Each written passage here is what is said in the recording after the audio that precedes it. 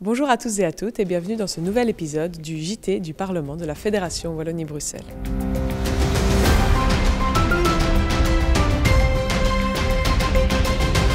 Ce mercredi 25 janvier, en marge de la séance plénière, le prix de la démocratie et des droits humains du Parlement de la Fédération Wallonie-Bruxelles a été remis au comité de soutien d'Olivier Van de Castel. Sujet. Depuis 2015, le Parlement de la Fédération Wallonie-Bruxelles décerne le prix de la démocratie et des droits humains. Cette année, à l'unanimité du jury, c'est le comité de soutien à Olivier Van de Castel qui est le lauréat. Créé en 2022 à l'initiative des proches de notre compatriote, le comité de soutien s'est fixé pour objectif son retour en Belgique le plus rapidement possible et dans de bonnes conditions de sécurité, vu les conditions de détention effroyables et l'absence de procès équitable. Le prix a été remis ce mercredi en séance plénière en présence de la famille d'Olivier Van de Castel.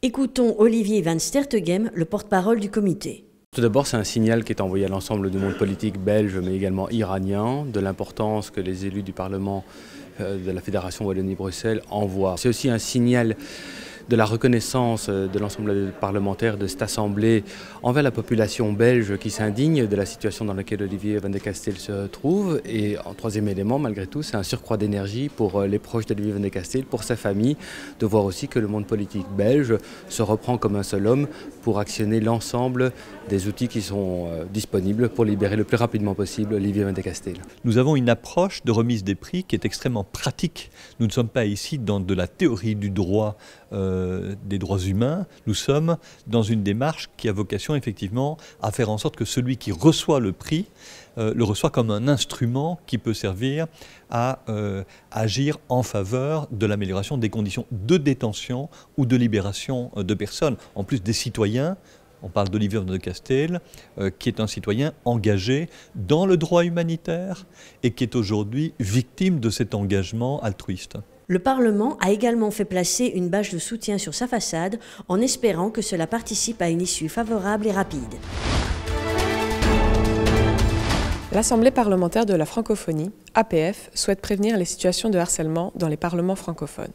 Écoutons le sujet. Françoise Kepmans, première vice-présidente du réseau des femmes parlementaires de l'APF, est venue présenter la politique cadre de l'Assemblée parlementaire de la francophonie pour prévenir et gérer le harcèlement psychologique et sexuel au sein des parlements francophones.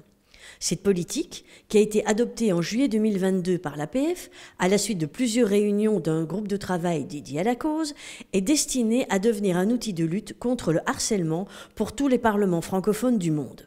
C'est un outil de travail pour mettre en place, le cas échéant, une politique anti-harcèlement dans l'enceinte parlementaire. Faire des commentaires de nature sexuelle sur une personne, la considérer en lui coupant la parole ou exercer des pressions sur elle. Les réalités, évidemment, sont bien sûr différentes d'un pays à l'autre. C'est la raison pour laquelle le réseau s'est penché sur une politique cadre qui a été le fruit d'échanges entre parlementaires et sur base d'expériences concrètes. Et cette politique cadre a été adoptée au mois de juillet. Ce mercredi 25 janvier ont débuté les états généraux de l'enseignement en immersion à l'initiative de la Commission de l'éducation. En effet, à la suite de nombreuses questions orales de députés et de textes à l'étude en attente d'un état des lieux de la situation, il a été décidé d'installer une sous-commission chargée d'auditionner des experts, dont notamment des professeurs d'universités francophones et néerlandophones, afin d'avoir une vue complète de cet enseignement particulier. Plusieurs réunions sont prévues et un rapport sera rédigé dans les prochains mois.